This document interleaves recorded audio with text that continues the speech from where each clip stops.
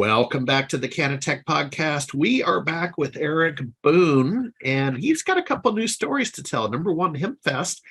Number two, he's settled in Portugal. So which one you want to take first, Eric? First of all, how you doing, man? You're a few time zones over. Yeah, we're about 8 hours ahead of Pacific time, so it's good. It makes for some interesting meeting times. Certainly, as we're kind of have feet in both pools at this point, but it's good. It's good. It's really great over here. Just a kind of a much more laid back sort of pace of life. Really safe. If any place is safe in these crazy days, but yeah, it's going really nicely. And the important thing is, we always talk about MSPs from a cannabis perspective, a cannabis and hemp perspective. And that's why I'm representing Seattle Hemp Fest today, our 30-year-old nonprofit protestable. We're actually going to be having the first international hemp fest at the end of this month in the Azores, in the sort of the Hawaii of Portugal. And there's going to be a conference on the 29th and 30th there, Canna Azores, where we talk about the future of hemp in Europe. And that's kind of what I wanted to talk about, in our short time together today is where is Europe at? And what is that, what are some of the timelines look like? And then most importantly for your listeners, what does that look like from, a technology standpoint, from an MSP standpoint? So really the game is on in Europe. For quite some time now. They've been dancing around with CBD, and you've got a lot of Delta 8 that's gaining popular, sort of like the gas station weed, for lack of a better word, but it's a synthesized cannabinoid or hemp-derived cannabinoid that is proving quite popular and circumvents a lot of the regulation around cannabis illegality. So they're sort of propagating their model through that.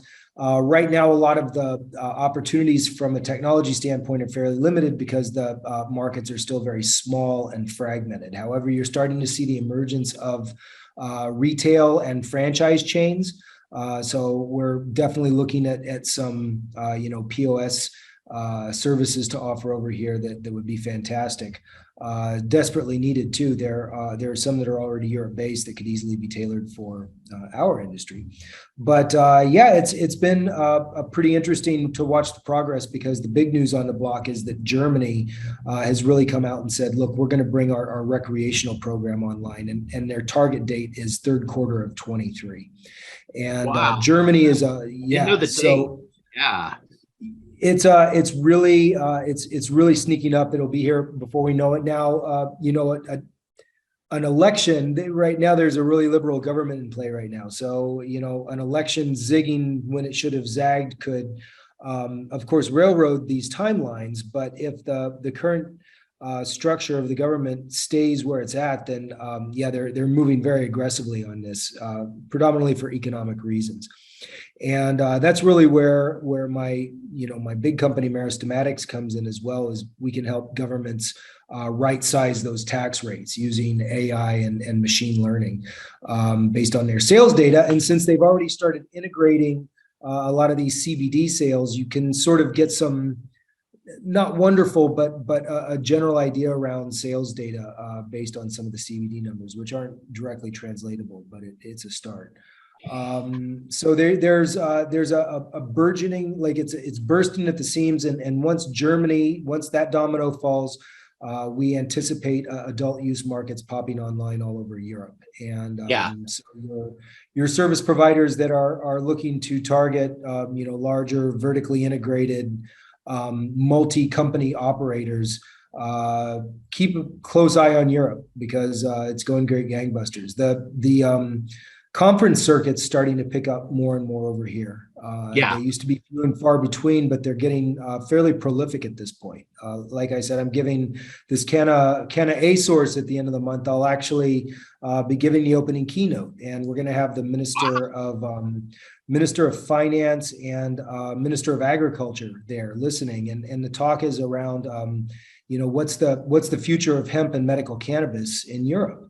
And we think that ASORCE is really poised to take a leadership role. They've got a very open-minded government with regard to the economic benefits of that.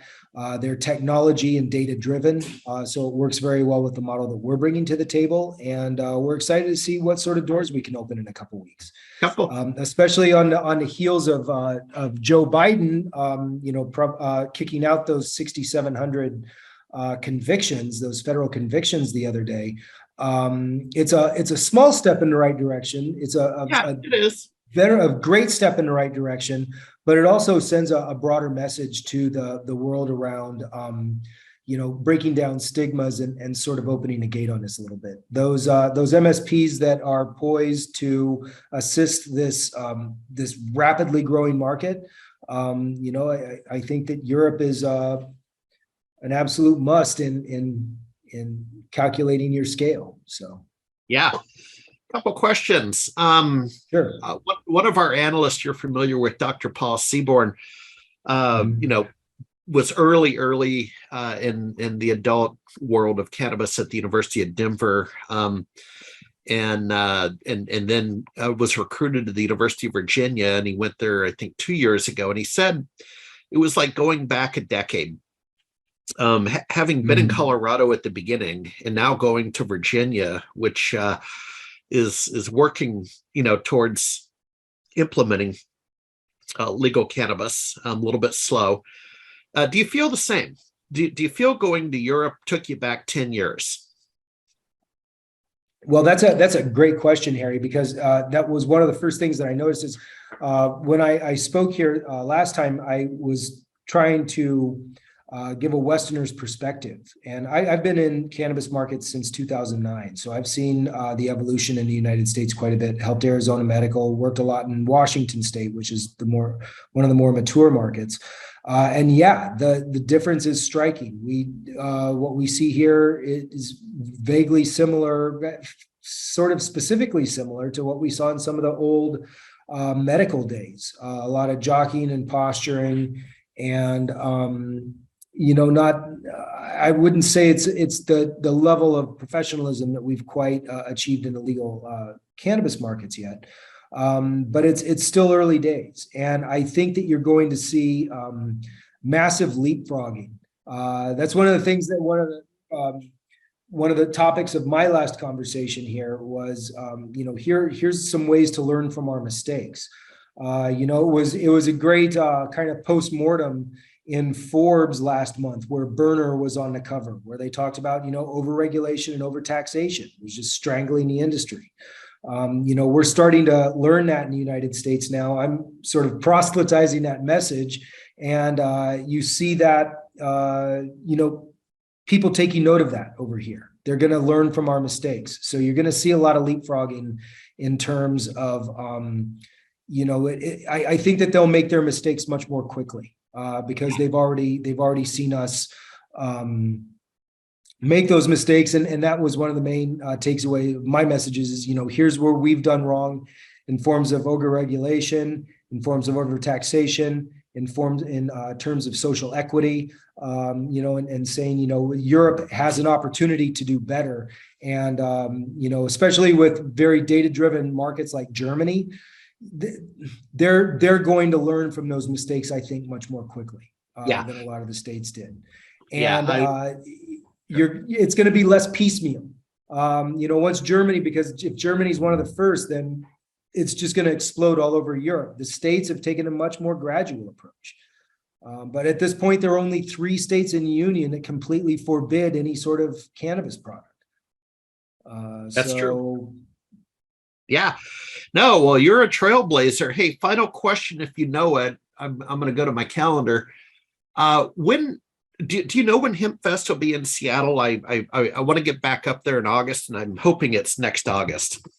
Yeah, it's the 3rd weekend of August. We have every intent of being back in the park this year. COVID restrictions are off. One of the reasons that I'm over here is we're licensing in Europe more and more to help pay for the party in Seattle. That's a 501c3.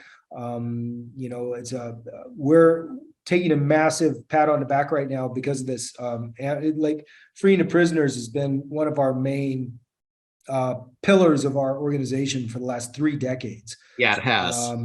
So it's kind of a proud moment for HempFest to see this, like I said, small step, but very critical step in sort of erasing some of the missing of the mark in the war on drugs. So Yeah. All right. Well, hey, we're going to talk to you next quarter. Enjoy your speaking opportunity and appreciate your time. Thanks as always, and I look forward to updating you more on Europe this same time, same place next quarter. Thanks again, Harry. All right. Have a great day.